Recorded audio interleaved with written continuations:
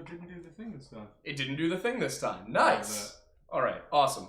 And it looks like the levels are working. We still don't have the sound panels up, so y'all are going to have to deal with another week of us sounding like we're in a chapel. But it's fine. I am going to...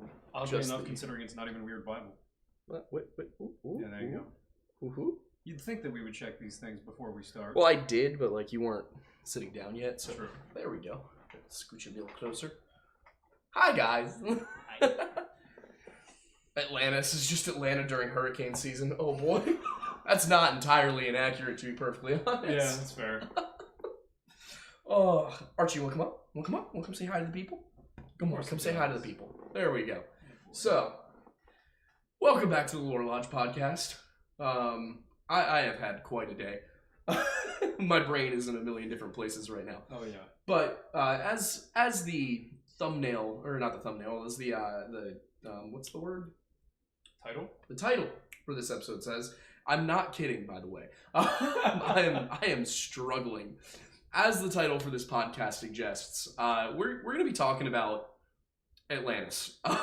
Because I did a few weeks ago, when we were down in Tennessee, I did the podcast episode on, it was 2 weeks ago, I did it on Lost Civilizations, Tartaria, the Hittites, the Indus River Valley, whatever the hell was going on with Linear A script in the Minoan period. Yep. And as I was doing the research for that, and then as I was coming around more towards, getting research ready for other stuff, I fell down a rabbit hole.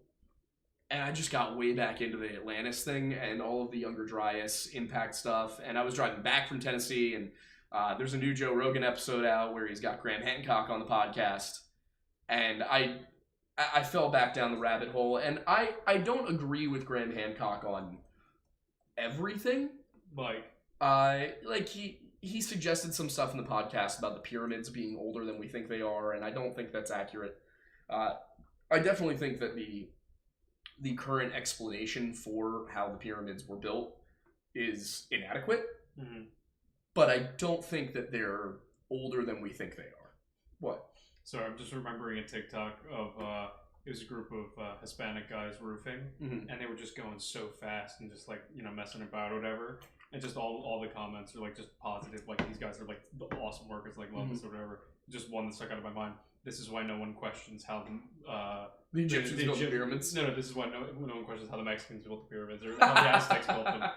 Egyptians, I don't know, but those guys, they knew what they were doing. So the Aztec pyramids are actually of a very different construction style, and so are the Maya. The Egyptian pyramids are extremely heavily engineered. Yep. They are some of the most incredible architectural design that has ever existed on this planet. I would imagine that's in relation more to like the internal rooms. Yeah, the internal rooms, but as well as just the way they were structured. Because what you have to understand is that Maya and Aztec pyramids, I don't know about the Indonesian ones, but the Maya and Aztec pyramids are not block on block on block on block. It's a pile of rubble covered in blocks. Interesting, okay. So rather than, and don't get me wrong, that's still impressive. Yeah. It's just the point of the Aztec pyramids was to get higher. Yeah. It was to be high above the ground, closer to the gods for sacrifices, and to show this imposing structure over all of the world around it. The Egyptian pyramids are tombs. Yeah. So they need an internal function. So whereas the Aztec pyramid's purpose is for what goes on top, the Egyptian pyramid's purpose is for what goes on inside. Yeah. And a lot of people have looked at it and said, oh my gosh, well these pyramids, like there's pyramids all across the equator, like in the same band is where you find pyramids. That must mean that aliens built the pyramids near the equator for some sort of purpose or whatever, or Egyptians got to the Americas and that's why there's a city in Tennessee named Memphis. And it's like, well, we named that city Memphis when we built it. That wasn't really, not exactly the kind of thing that they're suggesting happened there. But yeah, so the Aztec and Maya pyramids, while being very impressive themselves, are a different structure with a different function. The Egyptian pyramids are, I believe, limestone blocks stacked on top of each other. Just was this thousands and thousands of them. Wasn't the internal, like what we see, wasn't the limestone just the extra It might just slanted yeah. ones, I think and then yeah. I'm not totally sure how that all works out. yeah, But the outer ones are limestone. got it. The inner ones might be something else. It doesn't really matter. What matters is that the construction is just truly incredible. It's insane. But they were supposedly built during the Copper Age. Or the early Bronze Age, I guess. Yeah. And could you cut limestone that consistently with copper tools without them just going blunt constantly? It seems unlikely. Yeah. But we also don't have any evidence that they used something else to construct these things. Yeah. So all we can really say is the pyramids were built a long time ago. Yeah. And they're incredible, but we have no idea. And we have suggestions, but there's really no concrete idea of how this was done. Also, Yeah. a lot of people think the Jews built the pyramids. The pyramids were there 1,000 years before the Jews were. Right. So it was not the Jews. The Jews helped build the cities of Pithom and Ramses, which were treasure cities. They were, immaculate. Again, the Egyptian engineering was phenomenal. Yes. The Greeks learned a lot from the Egyptians, and then the Romans learned a lot from the Greeks, and so on and so forth throughout history. Yeah. Everybody learned from each other. Yeah, and the thing about society is it tends to stagnate once it reaches a certain point. Whatever the dominant society is, Yeah. it hits a point at which it is content. Yes. It's comfortable. And they cease to truly innovate. Yeah. And then what happens is another rising power comes in and says, well, if we're gonna beat them, we need more. We need bigger. Yeah. And so that's when you get nobody really took down the Egyptians, to be clear. It took a long time. The Egyptian empire did not fall for the same reason that most empires fall. It was an internal collapse that other civilizations took advantage of. What was the internal collapse? They stagnated. Fair. Now, of course, there's the Bronze Age collapse, which affected basically everybody, and then you get the post-Bronze Age collapse, Dark Ages, and then you have the Neo-Assyrians and the Neo-Babylonians and the Hittites collapse. You get the Persians coming. And I'm going to be honest, I cannot recall if the Persians ever conquered Egypt. I don't think they did. But they may have. This far back in history, I can't recall stuff off the top of my head nearly as well. But what's important to understand is that eventually the Greeks did come in. Yeah. And they conquered Egypt. And then the Romans conquered the Greeks. And then, well, the Romans also had an internal collapse. But but the problem with Rome was it overextended itself. It stopped innovating. It stopped getting better. You can actually see as you get towards the later Roman Empire, there's a lot of, their engineering, their technology that just kind of falls off. Yeah. Because they had, in the heartland of the empire, they really had no problems. Yeah. For such a long time. At least no external threats that they started fighting themselves. It seems like generally the way of destroying your empire is trying to continuously expand it. That, or getting to a point where you think nobody can destroy you from the outside. Yeah. Which is precisely what Plato claims happened to Atlantis. Now, it's important to note that Plato does not attribute the story of Atlantis to himself. Yeah. Or to the Greeks. And a lot of people look at this and they draw some weird racial angle on it, where they're like, oh, well, all of this is just white people needing an excuse for how brown people did things. And no. Plato's whole thing was, the Egyptians told me about this. Yeah. Now, he does go on to claim that the Athenian navy defeated Atlantis in combat 9,000 years before the time of Solon. That didn't happen. Yeah. But the stuff about Atlantis' location and when it fell beneath the waves and why are all very interesting. Because Atlantis is supposedly out beyond the Pillars of Heracles. Now, there's two things that get referred to as the Pillars of Heracles. There's a spot in the Peloponnesian Mountains, which is in southern Greece, where Corinth and Sparta are. That formed the Peloponnesian League that fought against the Athenians. And then, so to the west of that would be the Western Mediterranean. Yeah. There's also what is referred to as the Pillars of Heracles later on, and to this day, which is the Straits of Gibraltar, because there's mountains on either side. Yeah. Hard to say which one Plato was really referring to. I could not find a ton of examples of things being referred to as the Pillars of Heracles in Greece, but either way, we're talking about something west of Greece and Egypt. There's a lot of stuff west of Greece and Egypt. Yeah. There are what appear to be remnants of villages 50, 60 feet down in the Mediterranean. Sometimes, and some people have suggested there's more on the floor of the central Mediterranean. Again, not a ton of evidence for that, but still interesting nonetheless, you know? Yeah. Then we've got when it collapsed. Yeah. Which was, I'll mention why first, because this gets mentioned in a lot of different mythologies. Okay. According to Plato, Atlantis fell because it grew prideful. Okay. They lost their humility, they fell to hubris, and they thought themselves invincible, and then the gods punished them. They thought themselves better than the gods. They didn't need the gods. And so the gods sank their city in a day and a night of extremely violent rains and floods. And just out of curiosity, with this story, which gods are we referring to? Plato's talking about the Greek ones. Okay. Yeah. So, interesting, right? Because if you go and you look at the Jewish version of the flood story, you get the same thing. Yes. And it reoccurs over and over throughout different mythologies. For example, the Zoroastrians believe, not in necessarily the hubris aspect, but that humanity became too successful. Yeah. It was getting too successful for its own good.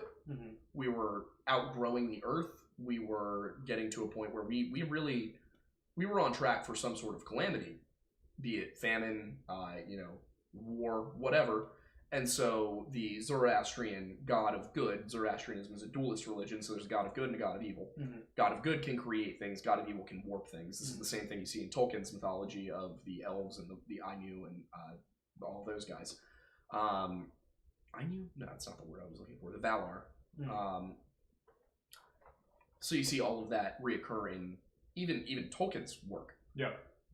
But throughout all of these ancient mythologies, you get stories of a civilization that became hedonistic, violent, wrathful, greedy, and as a result, whatever gods struck them down with a massive flooding event, or in the case of Zoroastrianism, which was a much more inland religion, a massive freezing event where it got really, really cold. Yep.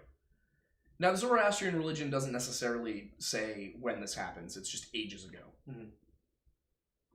The story in Genesis kind of gives us an idea when it happened, but that depends on how literally you interpret the Bible. Okay.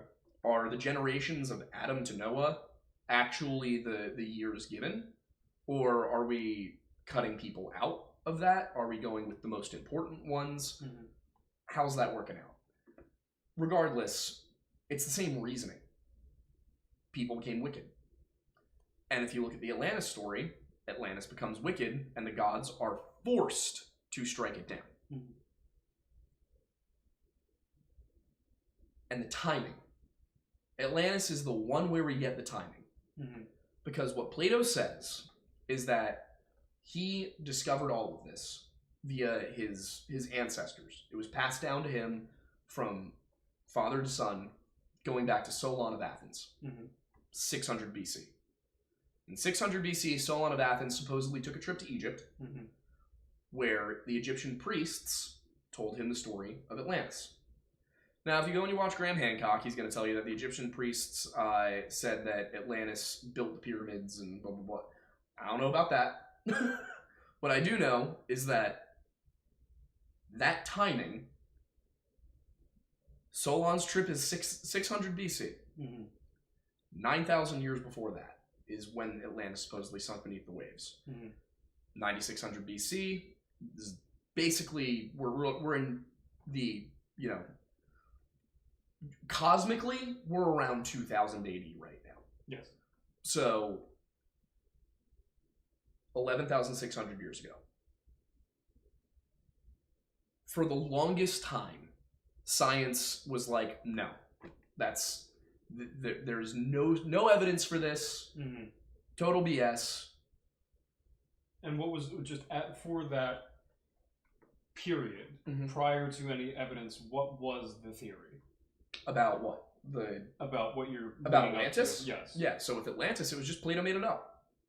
Okay. So it wasn't... He just picked a number, threw some spaghetti at the wall, saw what stuck. So the long-standing mentality was in the scientific community that one of the greatest minds of all time... They're saying the volume's a problem. Let me see what I can do about that. Give me 1 second, boys.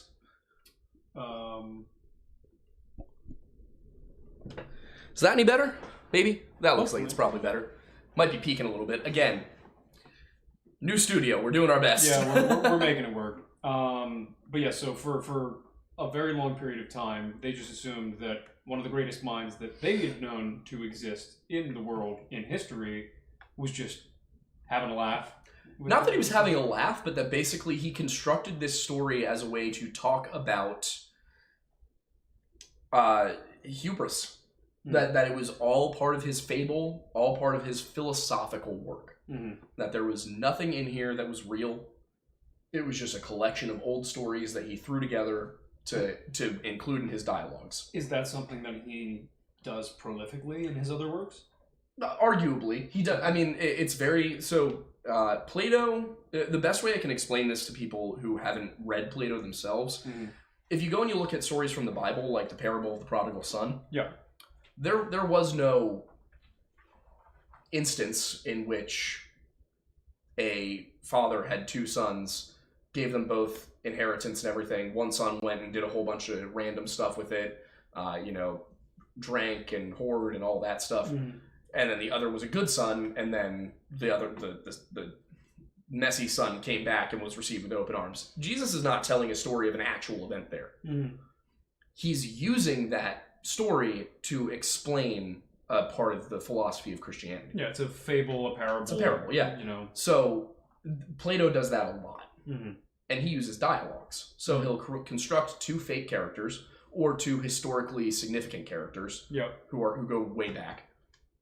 And he'll have them have a conversation wherein they express what he's trying to get across, rather than just simply sitting there and writing down, you should do this, because he has them argue and debate, which of course he would have gotten from, Socrates. But in this case, he gets the timing on the nose. Yeah. Wait, what are they saying in there? Oh, I don't know. Who knows? But yeah, the timing, he hits it on the nose. It is the right year. Now, to explain how you get there, we really have to look at where science has come in the last 50 years. Because in the 1970s, a father-son duo, Luis and William Alvarez, came up with a theory based on a strip of black rock that they found in a cliffside. The theory they came up with was, if you look at the rock around it, you can measure the time, the geologic time scale here. This is when the dinosaurs went extinct. And the scientific community went, well, how? And they went, a crater. An asteroid hit the Earth, tossed up a bunch of ash and dust. All of it settled, creating this thin layer of black rock. And the scientific community went, well, where's the crater? And they went, we don't know. They were laughed at. They were basically treated like, like they were insane. And I'm not getting this from Graham Hancock. I'm getting this from when I took a course on the extinction of the dinosaurs in college. This was the lecture we got was there was no crater. They couldn't prove it. So, so of course, in 1980, they published their paper on it. Everyone's like, where's the crater? In 1990, the Chicxulub, I want to say, is how it's pronounced, but I don't know. That crater is discovered in Mesoamerica. immediately. Keep in mind, I was born in 1997. Mm-hmm. When I was a little kid, I was obsessed with dinosaurs. I was like totally hyperfixated on dinosaurs. Some people get trains. I got dinosaurs. I was the train one.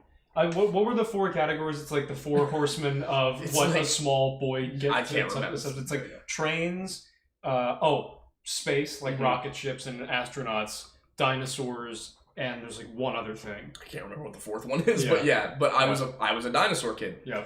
So I got really into dinosaurs and all this. When I was a small child, like 3-4 years old, in 2001,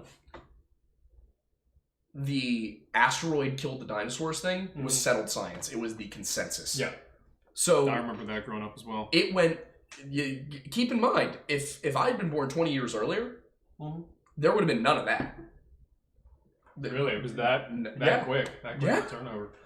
So there's no evidence for this other than the line.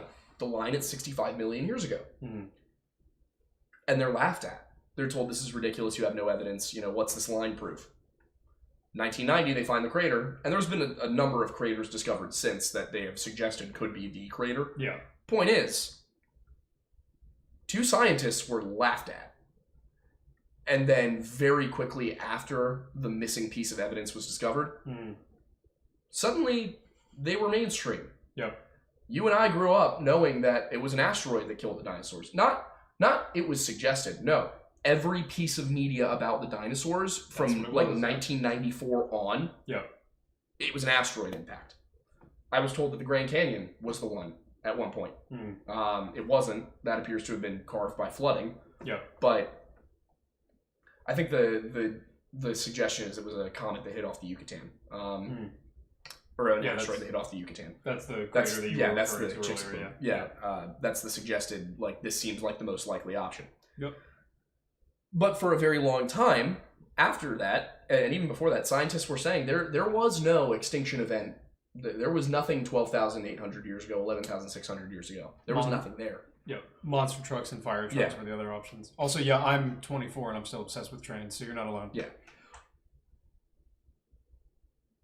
So for a long time, we knew what the temperature was. We had the ice cores, we had the temperatures, and there was this confusion within the scientific community about, all right, well, we're coming to an end of the ice age, the Earth is slowly warming up, and then suddenly 12,800 years ago, boom, it freezes. Yep. Glacial maximums. You've got glaciers that covered down to the Chesapeake Bay in the North America, and down to, I think, like Germany in Europe. Yep. Just massive glaciers. They had no idea what caused that. Nobody could answer the question. And from the 1980s, people were like, maybe it was a comet. Yeah. Like, it could have been a comet impact. And the scientific community laughed at those people. They were like, where's your evidence for the comet impact? This is ridiculous. Like, that's not real. Yeah. In 2007, I believe it was Firestone et al. Was the team. I don't have all the names on me right now. That's why they do the et al. Yeah, came out with a paper suggesting that it was a comet impact. Yep. And they had the graph. They had their own version of the KT boundary. It was smaller, but they had it. You may want to explain what the KT boundary is. Yes. The KT boundary is that line of black dust in the rock from when the asteroid killed the dinosaurs. And what does it stand for specifically? I don't remember. It's something tertiary, I think. I believe it's Cretaceous something. When I was looking at might be Cretaceous tertiary or something like that. Yeah, it was something on it was weird because Cretaceous starts with a C, but like everything was like Cretaceous something KT. Yeah. Okay. I feel like it's Cretaceous tertiary boundary or something like that. Sense. Triassic? No, that was the first one. Yeah. Jurassic was later. That's the second one. Yeah. Triassic, Cretaceous. Yeah. I believe you were a dinosaur kid. Yeah. T-Rex was in the last one. Yeah. Allosaurus was in the second one. Yes. Despite the fact that Jurassic Park has T-Rexes. Jurassic Park just throws everything together in one spot. You gotta remember, this is literally more time than humans have existed. Yep. in Also, just one of those ages. I do love that in the Jurassic Park movies, it's like, don't move. The T-Rex can't see you if you can't move. Meanwhile, scientifically now, we're just like, yeah, they probably had the best eyesight of any living being that ever walked Earth. Yeah. Same with sense of smell. It's like I mean, they were also probably feathered. Yeah. Like, what actually, a video that I saw recently was that like different types of raptor definitely were, but T-Rex, due to its size and its body style, it was unlikely that it was. Oh. But apparently that's a new development. Oh, okay. Yeah. I haven't studied dinosaurs extensively since I was 7, so fair. I was an expert when I was 7. I was top. You were PhD level, but you just haven't followed the literature. Andrew Tate may be top G. I was top D. I don't know what top G stands for. I've never actually watched an Andrew Tate video in my life. Yeah. I just see the memes. Yeah, there's nothing valuable from watching. Oh, I didn't think there was. No. It's just fun to laugh at someone being an idiot. Yeah. I wouldn't want to get in a kickboxing ring with him, though. I feel like I would get my ass handed to me. No. Probably not be a good time. I'll stay out of the ring with pretty much anybody. I will make fun of his intellect, but I will fully admit that guy would kick my ass. Oh, I love the rare opportunities when we have an actual like honest and like comfortable individual who's like, yeah, no, I know my limits. Yeah, absolutely no way I'm winning that fight. I will maybe get a punch in. Yeah, if you're lucky, that you'll consider it a win if you make contact. Exactly. Before you hit contact with the floor. I would probably just try to tackle him. That would be my go-to. I have no boxing skills whatsoever. No. Okay, I won a boxing match against a guy I had 15 pounds on. Yes. But he had more practice. So I still counted as a win. We'll put that story up on Patreon. Yeah. So, anyway. Yeah, so the scientists found their version of the KT boundary. They theorized comet impact. Community laughed at them, they came out with a paper, and now it's kind of just accepted that, you know what, yeah, the Younger Dryas was probably a comet impact. Yeah. But there's a problem. Sharp drop in temperatures, right? That's 12,800 years ago. Yes. 1,200 years later, and 11,600 years ago, there's a sharp increase in temperatures. We don't know where that one came from. Wait. 12,000 years later, as in like earlier? 1,200 years later. Oh, okay, got it. There's there's a spike in temperature.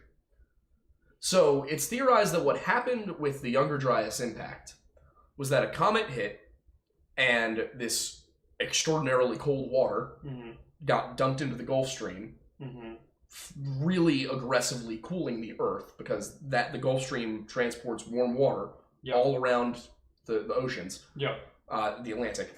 So, also, that's actually an interesting bit about climate change that's happening right now, is something that not a lot of people are talking about, is the fact that as like the changes that are occurring now warm us temporarily, it's affecting the Gulf Stream's capability to bring warm water to the polar regions. So though it would be a temporary warming, it would set us into another ice age. Yeah. At least based off of what a large portion of the science is saying right now. Oh, a lot of people, I think, don't realize that's the danger with global warming. It's not it getting warmer. It's it getting colder. Yeah. If things got warmer on Earth, it would actually overall probably benefit the population. The amount of farmland that would suddenly open up in both Asia and North America. Yeah, it might not be great for humans, but the Earth would be fine. Yeah. Thing is, the Earth does have a natural warming and cooling mechanism, which means if it gets too warm, it's going to correct itself and start to freeze. Yeah. Which happens, and we watch this happen over, millions and millions of years. Yeah. And eventually it does steady out. Yeah. But for millions of years, the Earth is just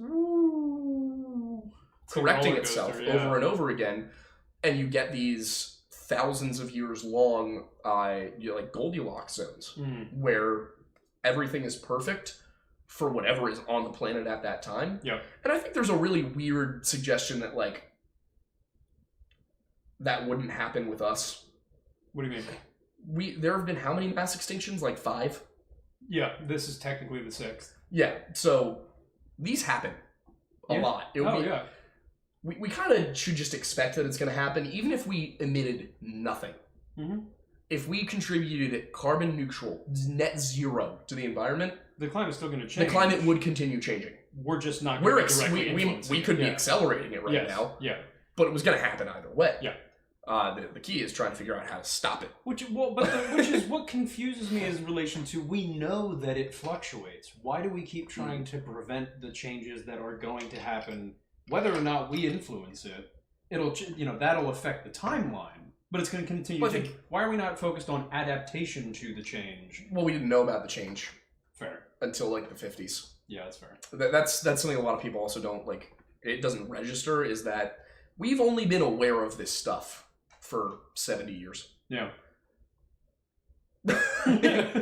Nobody had accurate Celsius temperature readings from 1200 BC in the 1800s. Nobody would have considered it possible to know that. We didn't even have Celsius in the 1700s. Like, we're really... Yeah. We're doing a lot of very quick... learning here. Yeah. And again, you gotta remember, like, think about when... what was Al Gore's movie? An Uncomfortable Truth or Unfortunate Truth? Oh, An Inconvenient Truth? An Inconvenient Truth. Yeah. When did that come out? 2004? Something like that? I think it was earlier. Was earlier than that? Yeah. Early 2000s or late 90s. Yeah. We had not yet discovered the Younger Dryas impact. That was discovered in 2007. Wow. Now, we knew about the warming and cooling. Yeah. We didn't know what caused that one. So think about that. When Al Gore was running on a climate change address agenda in 2000, we did not know what caused that cooling in 12,800 years ago. Yeah. How the hell were we supposed to plan? Yeah. Like, we didn't know what was causing this. Yeah. And over time, it shifted. It's gone from global warming to climate change, with the climate not becoming necessarily warmer, but becoming more extreme. Yeah. So as we learn more and more, the way we're understanding the way that the Earth changes is changing a lot. Mm-hmm. But 12,800 years ago, it seems to have been pretty explicit what happened. Yes. It seems like there was a comet that hit. It cooled the Gulf Stream. It caused massive, massive global cooling. Mm-hmm. And for about 1,200 years, Earth was a frozen hellscape. Yeah. There was a very limited habitable zone. And the glaciers extended really far into on the northern hemisphere side. And then 11,600 years ago, suddenly it just gets a lot warmer. Mm. Now, the suggestion currently is that it was probably another impact. Mm. Maybe an asteroid, maybe a comet, whatever it was, it seems like it hit the ocean, which caused a lot of heating. Oh, right, yeah, because in relation to sending a lot of water vapor into the atmosphere, it created the greenhouse effect and thus warmed the Earth. Exactly. Yeah. So what they're thinking is the first one hit on land, shoved a ton of ice into the water. Yeah. And then the second one hit the water, causing a greenhouse effect. Yeah. Cooling the Earth. Yeah. Now, there are estimates that range from 500 feet of sea level rise in 100 years to 100 feet of sea level rise in 500 years. Either one of those numbers is catastrophic for the coastlines. Yeah. They're seeing feet of sea level rise every decade at that point. Yeah. If not more. Even if it's a foot. Yeah. Every 10 years. Mm-hmm. That is that is so much sea level rise. Oh, yeah. It's nowhere near what we experience today. When you think about the volume of water that it would take inside of a 10-year span to make an ocean rise a foot, that is a gargantuan amount of liquid. Yeah, it's insane. Yeah. Like, so how is it that Plato just happened to get that right? That he just happened to describe what he places as basically overnight an entire city sinking beneath the water. Some would say, as the kids say nowadays, he was just in a silly, goofy mood. That is true. But in fact, it seems like Plato actually kind of knew something. No, clearly, yeah. And I think it's important that science and historians be open-minded about that. Yeah. There have been so many things we didn't know that we heard some myth about something and we were like, that's bullshit. Mm. And then it turns out it was real. Yep. And I'm not saying that we got to sit here and be like, yeah, the Disney version of Atlantis is exactly what existed, or that they had flying cars, that there were, some sort of super high-tech technology. We don't have to assume that they're the ones who built the pyramids. Yeah. But it raises the question, why did the Egyptians tell Solon of Athens there was a civilization that was wiped beneath the waves 9,000 years earlier? That was more advanced than all the other civilizations around it. Not necessarily. They might have been the only one. Fair. But if you read it, what's being suggested isn't that we're looking at some sort of, high-tech civilization. No, we're talking about, like, Mycenaean Greece. Yeah. We're talking about ancient Egypt. Yeah. It may have just been a Bronze Age civilization among a Copper Age world. Not even Copper, Neolithic. Really? Yeah. Yeah. We're talking Mesolithic, Neolithic period. Okay. So, but what that means is we might be missing a pretty major chapter of history. Probably. And the problem is we've been looking in all the wrong places for Atlantis. We keep looking on land. Like, Joe Rogan just had some guy on recently who was talking about the Rashat structure in, I think it's in Mauritania. It is a large circle with concentric rings, and in the middle there's a speck of land, and it looks like basically you could have had a bunch of channels, and Plato describes Atlantis as a city of concentric circles. What was that? Yeah. What was that about? The Rashat structure is about 2.3 million years old. It's a volcanic dome that collapsed. That's not up for debate. They have found human artifacts in it, but they're clearly Neolithic. Yeah. And later. They are not, we're not looking at like buildings, tools, things like that. We're seeing like arrowheads, clubs, shell jewelry, things like that. Would that area possibly have been green? Could have been. Yeah, probably. The Sahara was green at one point. But the Rashat structure is not Atlantis at all. We're looking in the wrong place. But if you look for concentric circles 11,600 years ago, you find them at Gobekli Tepe in Turkey. Gobekli Tepe has a set of concentric rings going out that are perfectly astronomically north-south aligned, that change as the Earth's axis tilts over the 1,000 years that it was an active site, and then they buried it. How do we know that they actively buried it? Oh, that's like just known. Like, it's very clear that they deliberately buried this. It is a man-made hill. Interesting. Yeah, the Gobekli Tepe means pot-bellied hill. Why would they bury a city? It's not a city. It's a temple complex. Temple complex, yeah.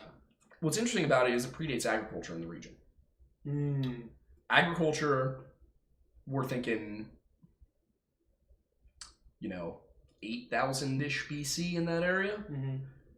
This thing was 9,600 BC. 1,500 years, 1,600 years. A lot happens in that time. Yeah, that's a big gap. So you look at all of it, and somebody I was having an argument with on Facebook recently was like, there's nothing special about Gobekli Tepe. There's actually a whole bunch of them that we're uncovering, that we're discovering, like all of these, the same exact T-shaped megaliths and things like that, the ring circles and everything. Yeah. We're discovering them all over Turkey. There's nothing special about it. And of course, I'm sitting here like, does that not suggest an ancient civilization? Yeah. Like that makes Gobekli Tepe more confusing. Yeah, exactly. The presence of more only makes each of them more important. And they're the same age. Yeah. So, what was going on there? And they're all in the same region, and it seems like they're in a ring around Gobekli Tepe. Now, that is completely the wrong direction for Atlantis, based on what Plato told us. Yeah. Plato could have been wrong, but that is the wrong direction. But what it suggests is that maybe there were survivors. Because if the world around you, if what you're seeing is massive sea level rise along all the coastlines, you're going to head somewhere high. Yeah. And Cappadocia is pretty high up. Other places that are pretty high up, Britain in general, compared to the rest of the land around it, what used to be land, there was an entire subcontinent called Doggerland between Britain and Denmark. Yeah. It's gone. It's underwater. And we have found human artifacts in the water. Basically, like the bottom of the English Channel. Yeah. Not even the English Channel, east of England. Yeah. Where Doggerland was. They have found human artifacts from the Stone Age. Mm-hmm. So, if you look at all of this put together, all the myths from basically every culture from the Near East to the North American continent about a great flood that happened in a prehistoric time period. Yeah. Whether it's the very explicit 11,600 years ago that you get with Plato, or the nebulous sometime, before the Bronze Age of the Bible, you're still getting massive flooding event, wiped out ancient civilization. Yep. You get that, you combine that with Gobekli Tepe and the sites around it that appear to be similar.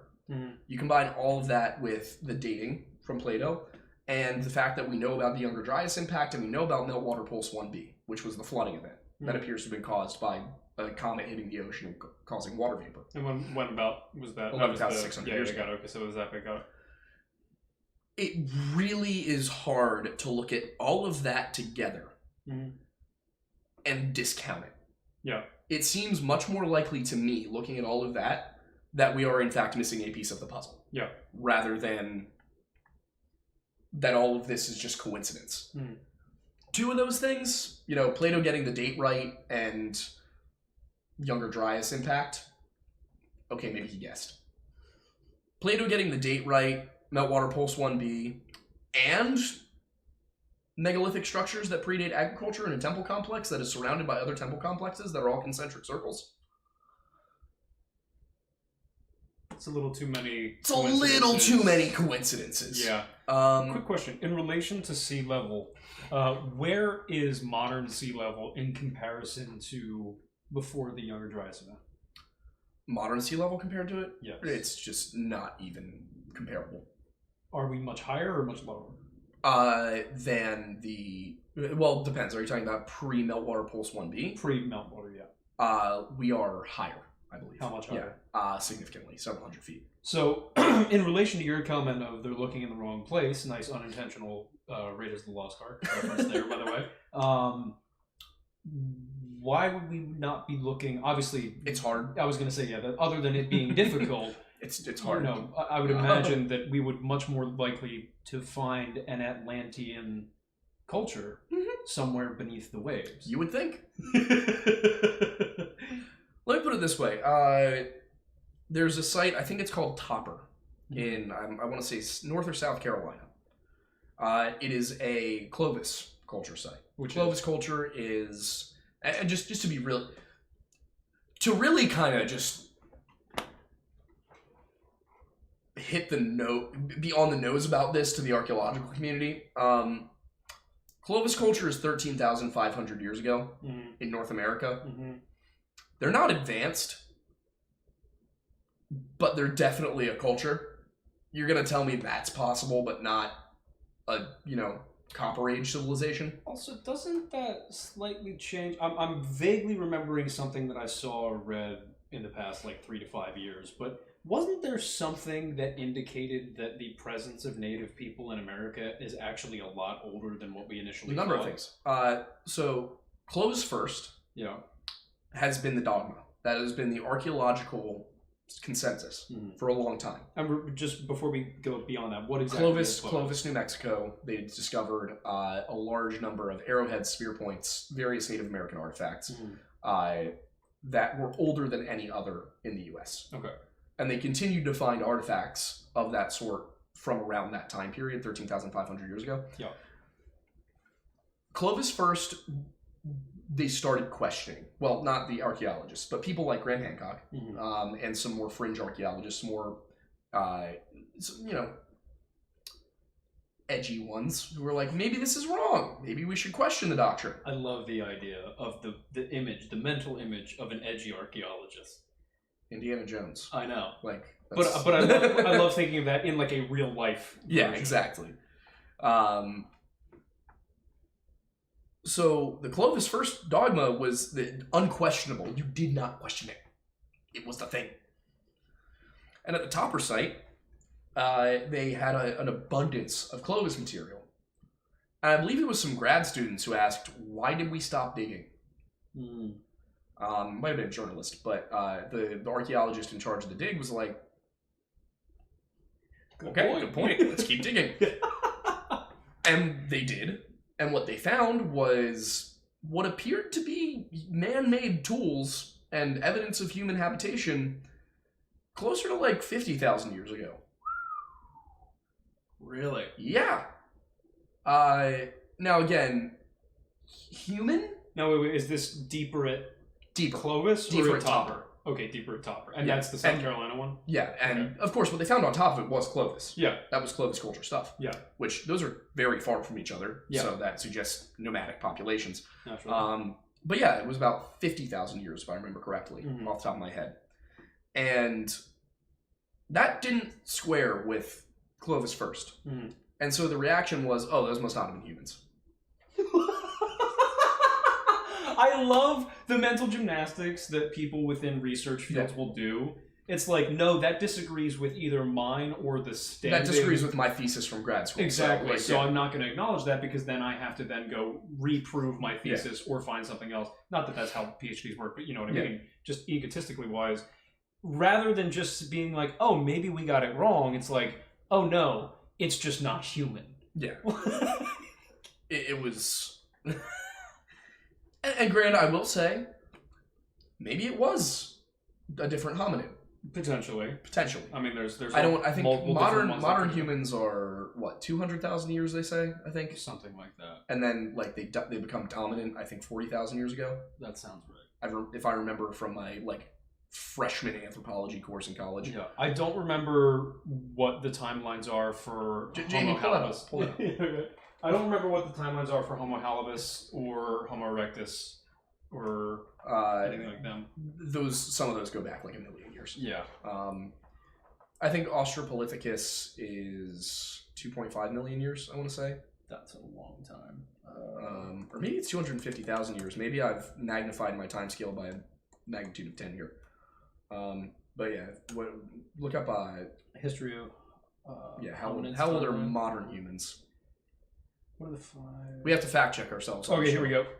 So, Homo sapiens are about 2,000 years ago to present. What's up? No, that's not right.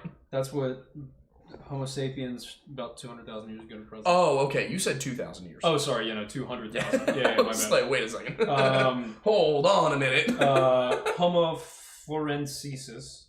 Is about to 18,000 years ago. That's got to be a new one then. Homo neanderthalensis is 300,000 to 28,000 years ago. Yeah, so I was right. We started to dominate Homo neanderthalensis about 40,000, 30,000 years ago. Homo erectus was about 2 million years ago, up to 50,000 years ago. They were around a long time. Yeah, they were. And Australopithecus, did I get the data right on that? When was it? Not seeing them here. That's that one. I think. G. Jordas? 1.8 million? I also pulled up look up Australopithecus. I want to know if I got that one right. Okay. But yeah, so that's Did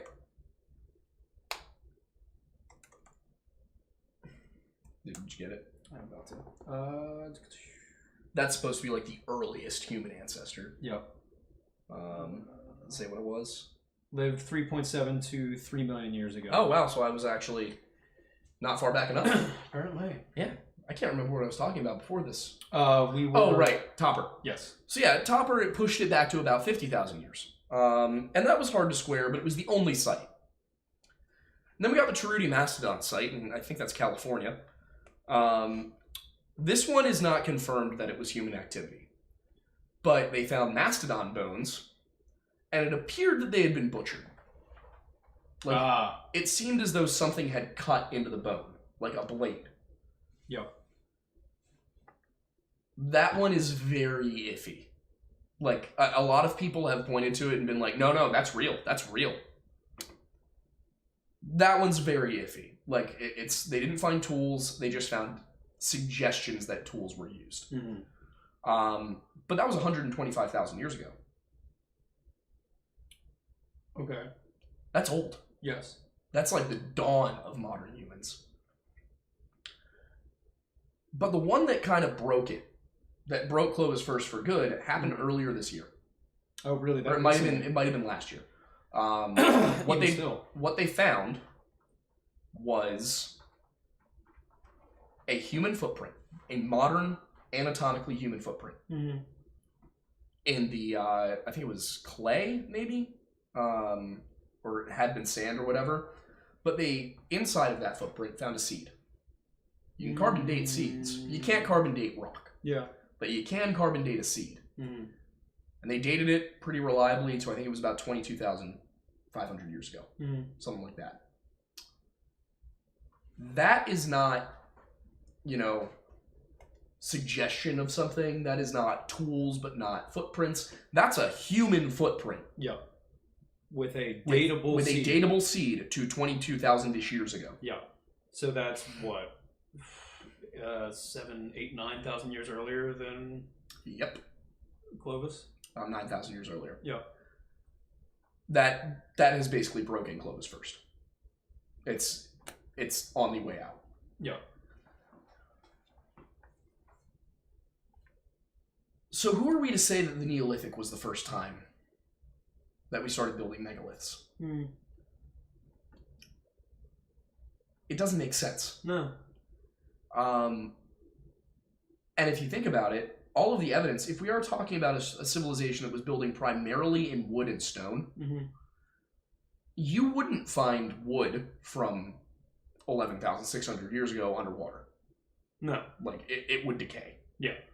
Stone you would find, but it would be heavily eroded. And considering what we're talking about here is a violent flooding event, probably wouldn't even be in the same place. Wouldn't be in the same place, and finding anything that's definitively intact from that is probably going to be unlikely, especially this long afterward. Yeah, and I think there is, you might want to grab the computer again. I think it's called Bimini Road. The Mini Road? Bimini Road. Bimini Road. Yes, which is in the Caribbean. Okay. Bimini Road? Bimini. Yeah. This one's not that deep underwater, by the way. This is like in the Bahamas. Yep. Like you can see it from the surface. The Bimini Road, sometimes called the Bimini Wall, is an underwater rock formation near North Bimini Island in the Bahamas. The road consists of a 0.8 kilometer long northeast to southwest linear feature composed of roughly rectangular to subrectangular limestone blocks. And they form a J. A J-ish shape. Now here's the thing about that. It does not appear to be a natural geologic formation. No. If you look at it, obviously we can't pull up a picture at the moment, but if you want to look it up yourself on another browser tab, if you're watching on a computer, Bimini Road. Now, I'm not saying that this is evidence of Atlantis at all. It's actually far too close to the surface to be evidence of Atlantis. But it is evidence of something we didn't know about. Some sort of culture, some sort of civilization. It also shows up on the Piri Reis map. Now, the Piri Reis map is from the 1500s. Prior to the discovery of Antarctica, Antarctica is on the map. Oh! Now, I have done a video where I talked about some of the problems with stuff that's on the Piri Reis map. But that's not the point of this video. Yeah. His claim was that he constructed his map using many, many earlier maps that we don't have examples of. Got it. What? The destruction of the Library of Alexandria and its consequences have been terrible for society. Yeah, it's... So, the point of this podcast episode is not to say that we know Atlantis existed, and here's the proof. The point is, we need to be asking the right questions. Yeah. We need to be asking, is this possible? And for the people that say no, I'm going to need an explanation as to why. Yeah. I'm not satisfied with, oh, well, we just don't have the evidence. Okay, we have the circumstantial evidence. Yeah. We have the stories. We have the ancient structures. That's adorable. Yes, it is. Is he in that? No, he's not in the frame. Sure. We just don't have the concrete evidence. What? Oh, there he is. You see his face. Small boy. But yeah, so that's kind of what I wanted to circle back to at the end here is we have evidence that something existed. Yeah. that human beings were building things that we really shouldn't have been able to build. Mm-hmm. Unless we were wrong about something. Mm-hmm. And the fact of the matter is, we were wrong about Clovis first. Mm. Could we also be wrong about the advent of agriculture? Could we also be wrong about when civilization really started? Is it possible that Sumer was not the first? Mm-hmm. Yeah, it really Absolutely, is. yeah. The reason we call Sumer the first is because it's the one we have the oldest examples of. Mm. Like, that's literally what it is. The way Sumer was discovered is essentially the same thing that's going on with Gobekli Tepe right now. Yeah. They were like, wow, this is really old. And this is really old writing. At Gobekli Tepe, wow, that's really old. Mm-hmm. And there's no writing. Yeah. But it does depict animals that are not native to Turkey. That's interesting. It is astronomically north-south aligned. It's not the kind of thing... Here's the nuts and bolts of it. It's not the kind of thing that a group of people who just started their civilization would build. You know, it's clearly very well planned out. Yeah, it implies at least a few hundred years of civilization. Yeah. And the key to drive home there is that this is before farming, so thus before civilization is supposed to exist based off of the current record. Exactly. So for there to be evidence of not only a civilization, but evidence of something being created by a civilization that was very well thought and planned out from essentially a civil engineering standpoint, would mean that not only did they have the capability and the time to dedicate to building structures as like a primary, I'm not going to say primary job, but like they had I don't want to say free time either, but that's kind of what it is. They had the capability beyond hunting and gathering to focus on other things, which would indicate that they probably had some stable source of food, which would mean some form of agriculture. Or storehouses. Or just something to indicate some form of organized and structured state of living. When I look at Gobekli Tepe, what I'm seeing, I think, is... What I think we have there, and I have nothing to support this, like no concrete evidence, but when I look at it, what I think is there, what I think makes the most sense, is that was a remnant. Those were climate refugees who found a high place where there was fertile land, and that Gobekli Tepe was their monument to whatever they had lost. That they were trying to leave a record of what existed before they got there. I wonder how many things we will find upon the recession of the waters during the next ice age that we just don't have the capability to look for because it's underwater right now. One thing that Graham Hancock mentions that I think is absolutely worth looking into is aerial surveys of the Amazon rainforest using, I forget the name of the technology, but there's a technology that allows us to basically penetrate through the canopy. What, like LiDAR? LiDAR, that's exactly what it is, yeah. Got it. LiDAR technology that allows us to see what's under the canopy, topographically. Yep. And what they found is cities in the middle of the Amazon that are just buried by forest. And there are Spanish explorers from the 16th century who mention sailing, like rowing down the Amazon, and just thousands of people and cities in the woods, and it's just gone. Yeah. Now, granted, that's not to say that that's like the same civilization that built Atlantis. Yeah. But there's something under there, and we're not sure what it is. We have not adequately discovered this. Yeah. We need to start looking into things like that. Because the fact of the matter is, as long as we don't, the Ancient Aliens people and the more fringe types like Graham Hancock, not he himself, he's actually been pretty good about it. Yeah. There's a few things that, again, like I said at the beginning of the show, I think he's a little off on because he's not a historian. Got it. He's a journalist and an author. Yeah. But, you know, as long as we don't investigate that stuff, and we don't try to get to the bottom of what it really is, the conspiracy theorists are going to run wild with it. And they're going to keep saying, you know, oh, you won't investigate it because you know we're right. You got to look into it. You've got to look into this stuff if we are going to ever understand our past. Yeah. Because, I mean, just think about where we were 300 years ago. We had no idea about any of this evolution stuff. We had no idea about genetics. Yeah. People, the scientific consensus in the 1700s was that Africans were not the same species as us. That they were subhuman. Yeah. Now today, we know that's completely not true. Yeah. But it's laughable that just that recently we had ideas like that. 30, 40 years ago, we thought Neanderthals died out because they were dumber than us. That does not appear to have been the case anymore.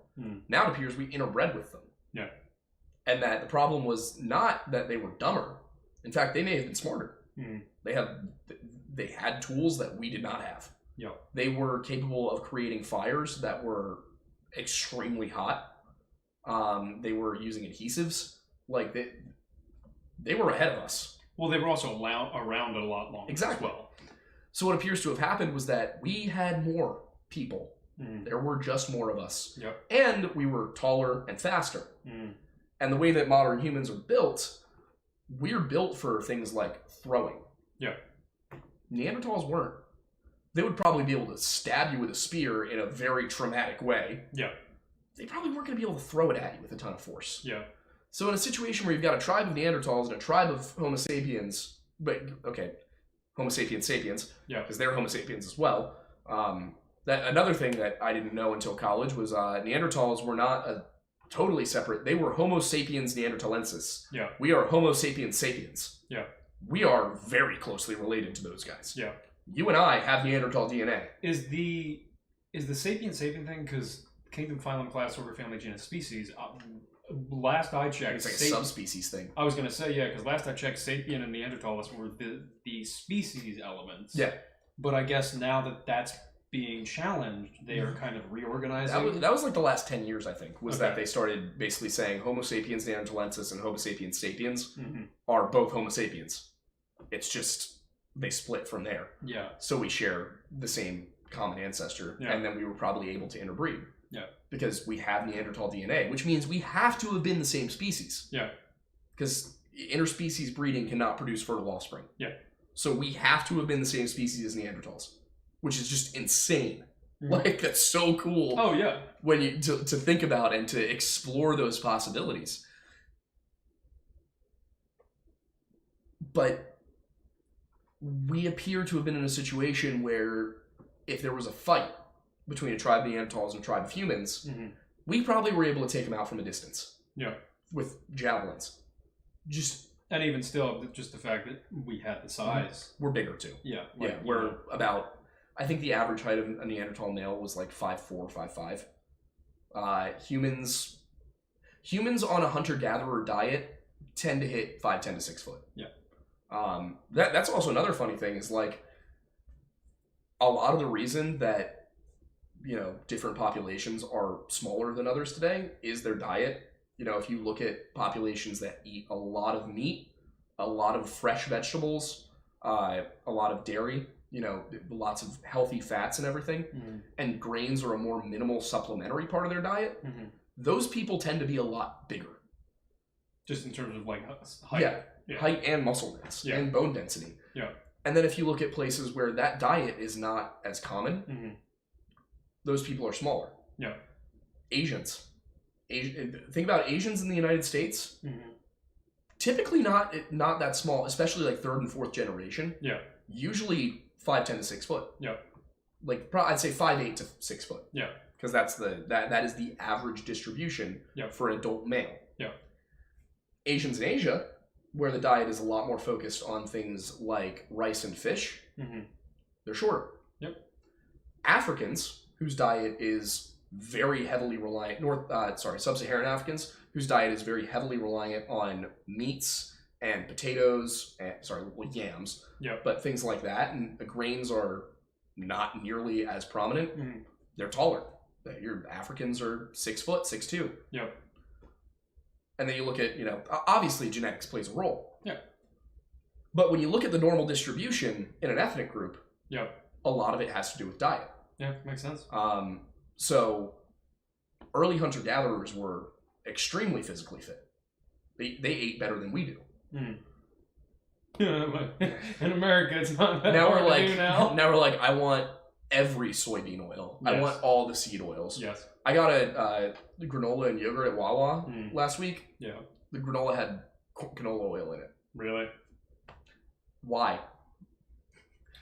It's Have a you ever flavor tasted? enhancer. Have you ever tasted canola oil? There's not much taste to it. It does not taste good. No. It is not a taste enhancer. It's like a binding agent. Yeah. You use it to like keep your pan slick, which I don't know why you would do that when butter exists. Just burning temp, I guess. I know some people like Clarified butter. I have an entire jar of clarified butter in there. It gets up to like 450 degrees before it burns. I guess a lot of people just aren't aware of that. You know why? Why? The food lobbies. Yeah, fair. It's much cheaper for them to feed you seed oil. Yeah. It's cheaper to mass produce. Yeah, that's entirely what it is. But yeah, so these people ate a lot better than we did. But yeah, it seems like what happened with us and Neanderthals was that we interbred with them, possibly killed a lot of them off, and just population-wise just replaced them. Yeah. But there is evidence that they may have had, like, not necessarily settlements, but stops where they would hunt for a while, erect structures, and then move on. Yeah. That seems likely. We're discovering more and more every year about the past. And I am excited and hopeful about what we're going to continue discovering. But with that, I think it's time to turn it over to question time. I would say so, yes. For those who are not familiar, or as a reminder for those who are familiar, just because we like to remind you, this is now Super Chat time, so we will answer as many Super Chats as we can. It just, helpful to us, helps to consolidate the questions. It's what funds the show. And if you Yes. guys get to $2,000, I will do the Twitch cat main stream. So Yes. you have, I think, one more episode after this to make up $9,017. Yes. Or $917. Yeah, let's just make it 10,000. It's $10,000 for the cat main stream. Why not? Like, Another way you can support us is, of course, to buy our merch. We have a Pity for the Gourd shirt out now. For those who have not seen that weird Bible episode, I would Oh, recommend checking it out because it Let's is. see if I can pull that It guy was up. fun. Yeah, let me. Are we doing a weird Bible this month? No, because we did 2 earlier this month. Right. Yeah. So we'll be back to it in December. Yeah. Christmas. Christmas Weird Bible. Christmas Bible. You want to come up? You want to say hi? Say hi to Can I open Google? Thank you. It went over there. He looks like vaguely concerned about what you may or may not be doing. Archie does? Yeah. Come on up. Let me really quickly log into Spring. So actually, I don't even have to log in. I can just go to lorelodge.shop. Yeah, you're just tired. You just wanted to be. Typically how it goes. So, this is our Pity for the Gourd. Oh, yeah, nice.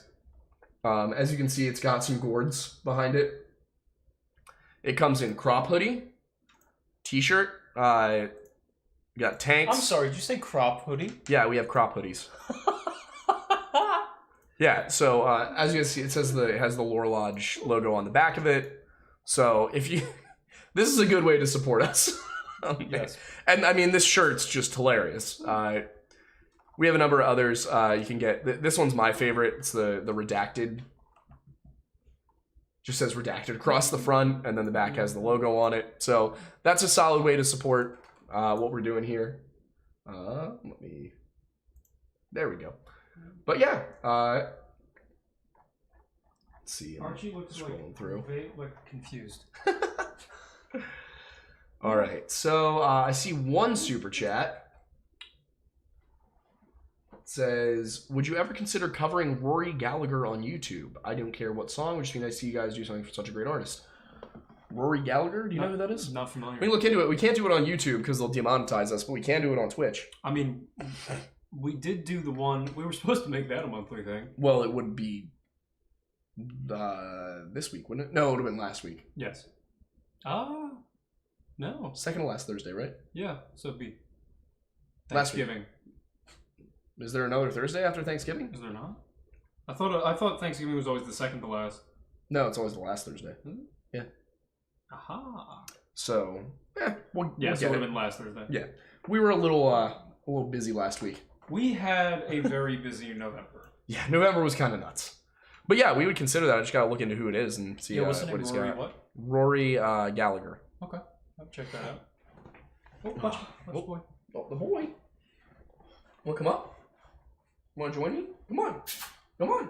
Oh, he's got to make a choice now. Oh.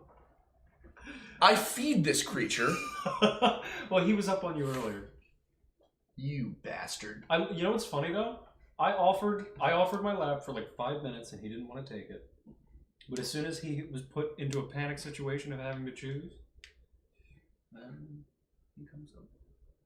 My Jonah 49 hoodie came in right in time for my youth group's baking competition. I was the most dripped out youth leader here. Love that. Aw, thank you, Kellen. Thank you, Kel. Much appreciated. It says no questions. Happy Thanksgiving, boys. Should be about $350 each after taxes. So for each of us, that's like $175. Yeah.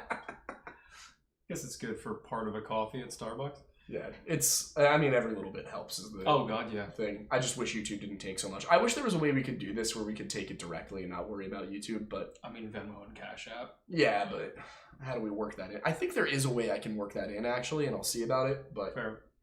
I'm not good at programming Streamlabs. I want an abuser in metal font. That'd be great. That would be good. The abuser.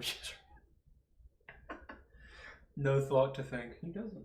No, Archie doesn't need much to be happy. No. He kind of vibes. We all should learn how to be more like Archie. He's quite the stoic.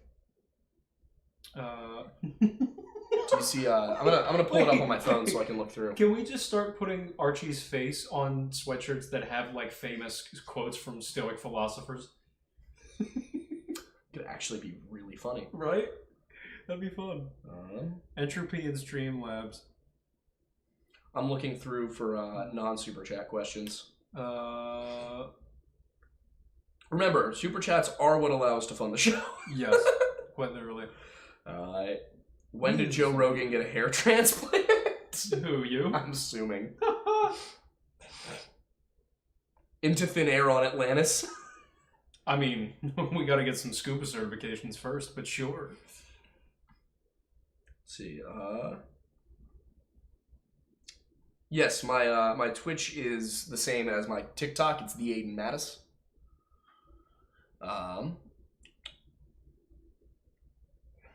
Scrolling through.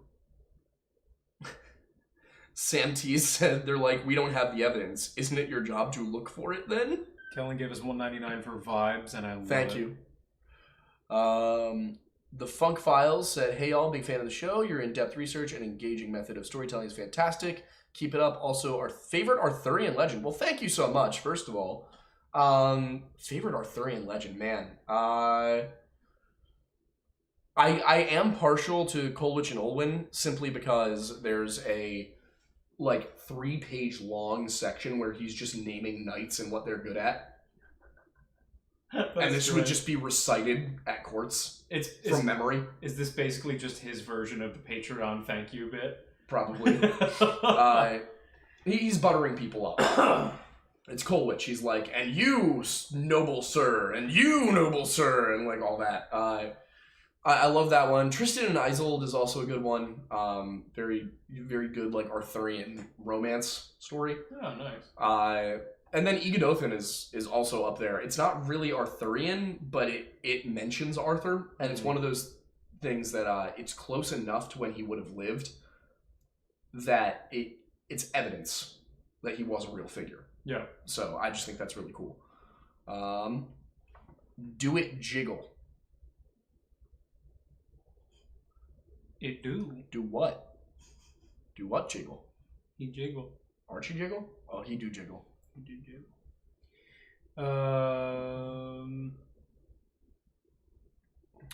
Where do you think Atlantis Archie don't is? dribble, it folds. No, but I like to seriously, see you wiggle wiggle. faux show.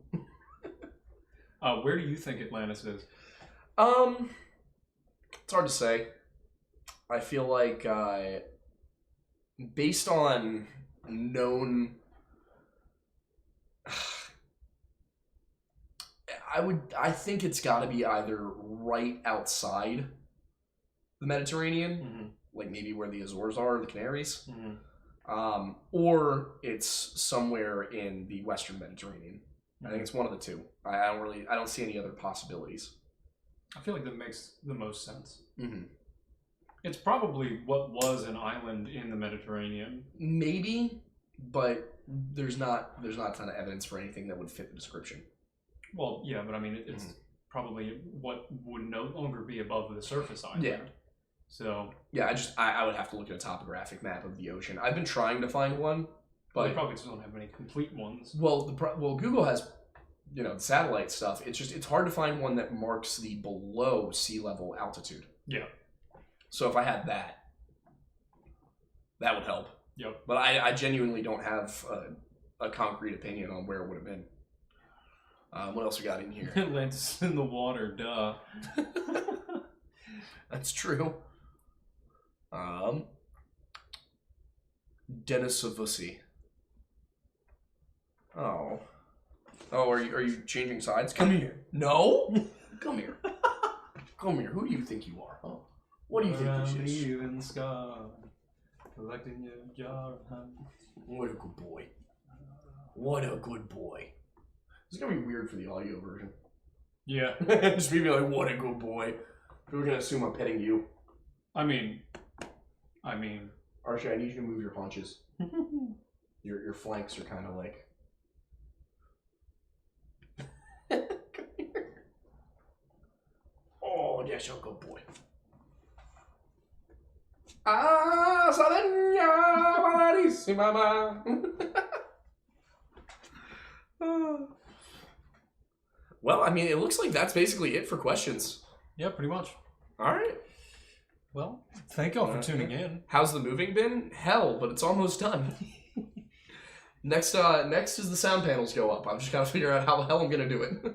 I was looking at like Lowe's and stuff. They have rolls of or like types of foam that we could use to just like hang up as sheets of foam, and then if we wanted to put those on top of it just to be extra. That could work. But yeah, for how much? I don't know. We should go to the store. You go to the store and look. Yep. So that's the next one. Oh boy, a bunch of new things came in. Archie gets all the kisses, right, Archie? He's a very good boy. He's the best puppy. Still trying to figure out what I think the best plan. Atlantis is in Detroit. Oh God, I hope not. For many reasons. They took my Atlantis. Can't have shit in Detroit. Imagine if that was the original thing. Somebody stole my city. Can't have shit in Atlantis. Can we get Nauvoo? We can.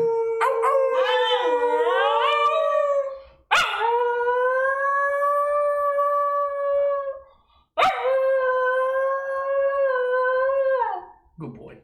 Your service is appreciated. Well done. He's just so cute. I love that he just understands to join in. Did I miss a drinking stream? What the hell was that Lion King shiz? What? I don't know, I just felt like it. Oh, yeah.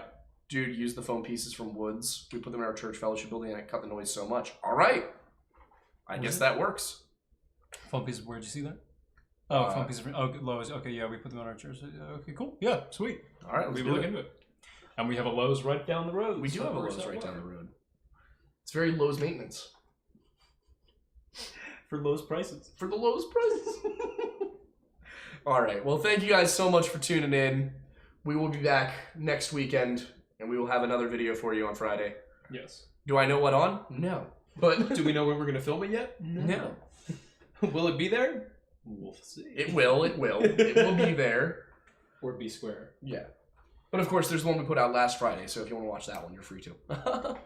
You're more than all right. But thank you guys so much. I need to get a mat for this. Oh, yeah, that'd be a good call. So we will see you on the next episode. See you, everybody.